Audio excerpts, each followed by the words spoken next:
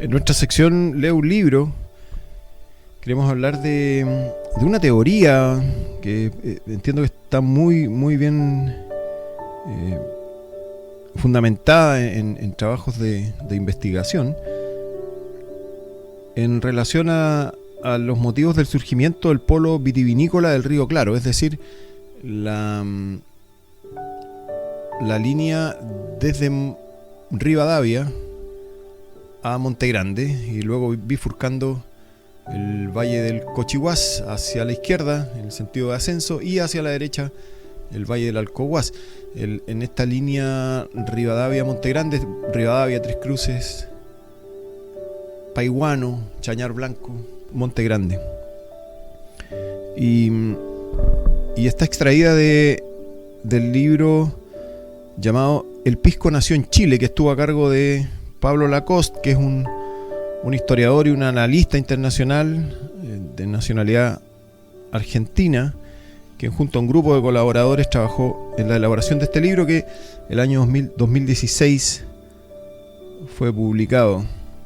Un libro no exento de polémica, y la verdad es que el objetivo, a mí en lo personal me parece, dónde nació el pisco, es un tema agotado, me resulta absolutamente secundario.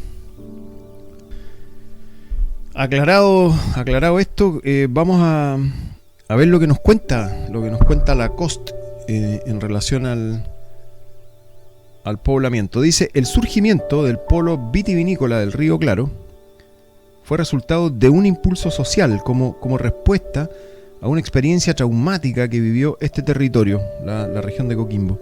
El punto crítico fueron los ataques piratas registrados en la década de 1680, los cuales causaron un fuerte impacto en la vida social, económica y política de la región.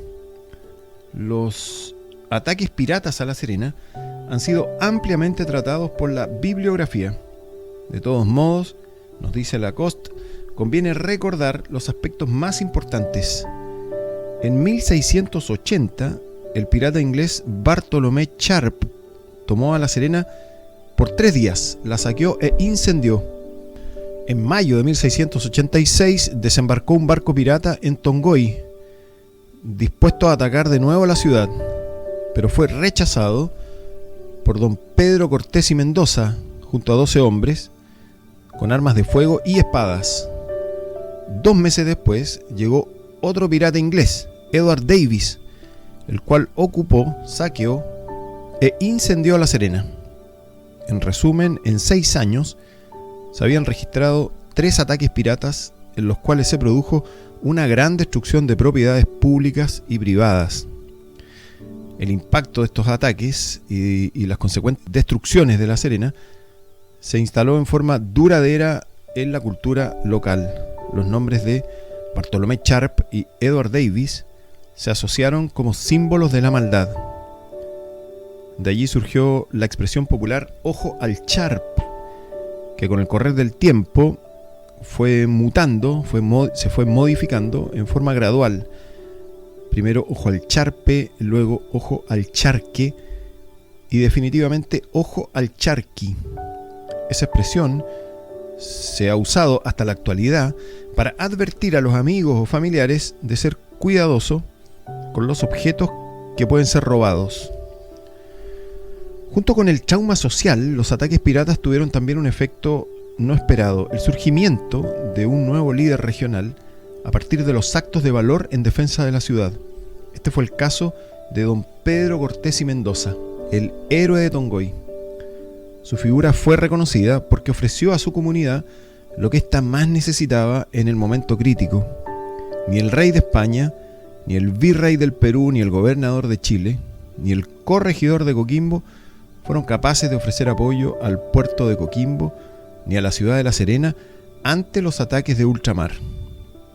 Fue un vecino del lugar, sin mayor experiencia militar, quien asumió el papel de defender a su pueblo con su propia vida. Sobre la base de su prestigio, poco tiempo después, Pedro Cortés y Mendoza el héroe de Tongoy, fue promovido al cargo de corregidor de La Serena. Las experiencias de los ataques piratas pusieron en marcha procesos que no se había previsto. Como se ha señalado, muchos vecinos se sintieron vencidos y desalentados por el ambiente de inseguridad y comenzaron a emigrar, pero otros vecinos reaccionaron del modo opuesto, asumiendo que las autoridades españolas no eran capaces de garantizar la seguridad. Sintieron que solo podían confiar en sus propias fuerzas para hacer frente a la amenaza de ultramar. Hubo una afirmación de la autoestima de la clase dirigente local. Además, se trazó un nuevo plan de desarrollo más realista y prudente, orientado a fortalecer las inversiones y la energía en las zonas altas de los valles transversales, lejos del alcance de futuras invasiones piratas. El proceso fue detectado por la historiografía especializada, conforme a la cual, a fines del siglo XVII, comillas, los vecinos acomodados vivían en el valle de Elqui o de Limarí, en sus haciendas, por temor a los bucaneros que frecuentaban las costas de Chile, cierra comillas. En efecto, el contexto de inseguridad en la zona costera, por la amenaza de ultramar, impulsó a los vecinos del corregimiento de Coquimbo a mirar hacia las montañas. Allí había valles fértiles con microclimas adecuados para la producción agrícola, particularmente la vitivinicultura.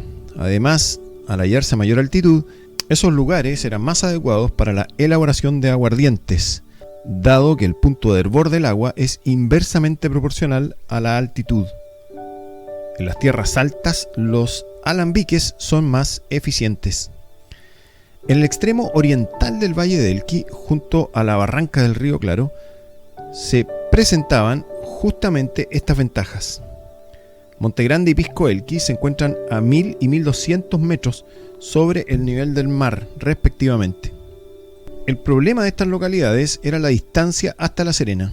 En efecto, desde la capital del corregimiento era necesario recorrer 80 kilómetros junto al río Elqui para llegar a la localidad de Rivadavia, donde durante mucho tiempo funcionó el resguardo de aduana. En Rivadavia se produce el nacimiento del río Elqui, en la confluencia de los ríos Turbio y Claro. Los caminos de los arrieros trasandinos tenían esas dos rutas. La primera, junto al río Turbio, por el paso de Agua Negra, llegaban a la localidad de Jáchal, para seguir después hacia el norte, La Rioja, Catamarca y Tucumán, o bien para continuar hacia el sur, San Juan y Mendoza. La segunda, también podían seguir el curso del río Claro en dirección al sur, para luego cruzar los Andes y tocar Calingasta, Uspallata y finalmente Mendoza. Justamente en este tramo del camino, junto al río Claro, surgieron las localidades de Paihuano, Montegrande y Pisco Elqui. De acuerdo al estado actual de los conocimientos sobre el tema, parece probable que el impulso colonizador de este eje, Paihuano-Pisco Elqui, surgió a fines del siglo XVII como resultado del trauma generado por los ataques de ultramar. La decisión colectiva de poner en marcha un conjunto vitivinícola en el extremo oriental del valle del Elqui, junto al río Claro, se concretó en este contexto, nos subraya finalmente Pablo Lacoste. El eje territorial que se extiende entre Montegrande y Pisco Elqui, situado 20 leguas al oriente de La Serena, ofrecía un amplio margen de seguridad ante la eventualidad de nuevas invasiones. Las haciendas e inversiones que se realizaran en este espacio podían tener la certeza de quedar fuera del alcance de los piratas. En este contexto, la clase dirigencial del corregimiento de Coquimbo se movilizó hacia el interior del valle, con la convicción de encontrar allí el lugar adecuado para recomenzar sus vidas con tranquilidad. Nos pareció que era muy interesante destacar este relato del libro El Pisco nació en Chile, de Pablo Lacoste, y que de alguna manera bastante fortalecida por investigaciones, respaldada por investigaciones, nos entrega como resumen que el motivo por el cual habría nacido el eje vitivinícola al interior de Rivadavia por el Río Claro sería en la búsqueda de seguridad de los vecinos ante el ataque de los piratas. Radio Mamayuca.